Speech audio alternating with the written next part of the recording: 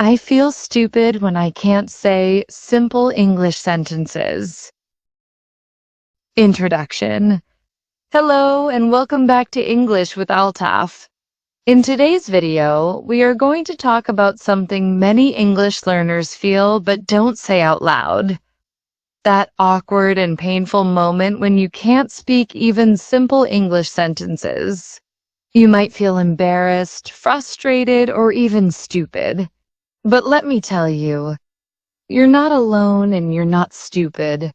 This video will help you understand why this happens and what you can do about it. So stay with me till the end. Let's change the way you think about your English and yourself. Part 1. Why do we feel stupid when we struggle with English? Let's be honest. When you forget a basic sentence like, "Where are you going?" or "What do you do?" it can feel like a personal failure. You might think, "I've been learning English for years. Why can't I say this?" But this feeling has more to do with emotions than your actual ability. Here are a few reasons why this happens. You are too hard on yourself. Many learners expect perfection, but language learning is messy. Everyone makes mistakes, even native speakers. Fear of judgment. You worry others will laugh or think you're not smart. This fear freezes your brain. You compare yourself to others. You see someone speak fluently and think you're not good enough. But you don't know how long or how hard they've practiced. You think slow speaking means low intelligence, but that's false. Struggling to find words is part of the learning process, not a sign of stupidity. Remember, the problem is not your brain. The problem is the pressure you put on it. Part 2. Why English feels hard, even when you know it. You may know the grammar rules. You may understand English movies. But when it's your turn to speak, you freeze. Why? Here's why. Speaking is a different skill than reading or listening. It needs muscle memory and fast thinking. You haven't practiced speaking enough. You may have studied English but not used it in real situations. Your brain is translating from your native language. This slows you down and makes you second-guess your words. It's like knowing how to drive in theory, reading the manual, watching videos, but getting nervous when you sit in the driver's seat.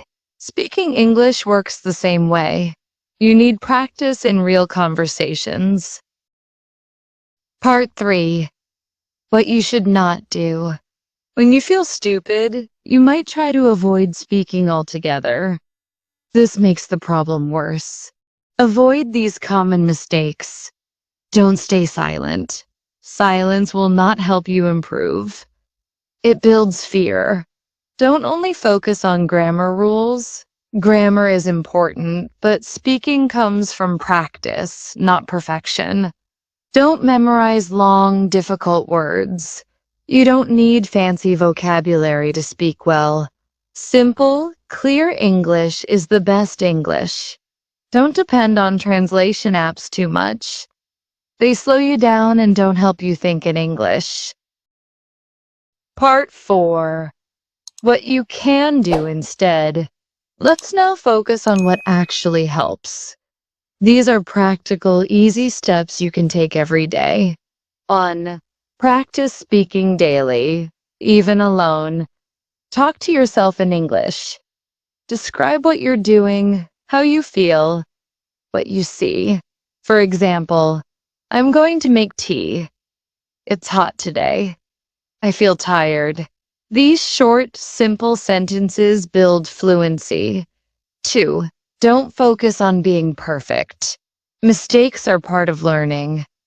Focus on communication, not correctness. People will understand you even if your sentence isn't 100% perfect. 3. Learn useful phrases, not just words. Instead of learning the word go, learn the phrase, "I need to go." Can I go? Where should I go? This helps you speak naturally. 4. Record yourself speaking. This helps in two ways. First, you become more confident. Second, you can hear your mistakes and correct them. You'll also see your progress over time. 5. Watch and imitate native speakers. Watch short English videos. Listen to how people speak, then try to copy their tone and rhythm. You'll learn real-life English, not textbook English. 6. Join a speaking group or find a partner. Find someone who is also learning English. Talk daily. Don't worry about mistakes. Help each other. 7. Celebrate small wins. Said a full sentence today? Great. Talk to a stranger in English? Amazing. These small steps lead to big confidence. Part 5. What you must remember. There are 3 important truths I want you to remember. You are not stupid. You are learning. Learning a second language is one of the hardest things you can do, and you are doing it. Every fluent speaker was once a beginner. Even the best English speakers made mistakes, forgot words, and felt embarrassed. You are improving, even if it doesn't feel like it. Every word you speak, every sentence you try, brings you closer to fluency. And let's be real, no one becomes fluent in one day or even 1 month. It takes time, but if you keep trying, keep practicing, and stop calling yourself stupid, your English will grow, and so will your confidence. Conclusion. What we've learned today. In this video, we talked about a very common but painful feeling. Feeling stupid when you can't say simple English sentences. We explored why this happens, what not to do, and how to overcome it with real solutions. You've learned that you're not alone in feeling this way. Struggling doesn't mean you're not smart. Speaking English well comes with practice, not perfection. Small daily actions can build your confidence and fluency. So, from today onward, stop calling yourself stupid.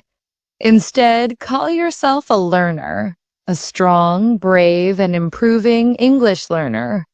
Keep watching English with Altaf, and together we'll reach fluency.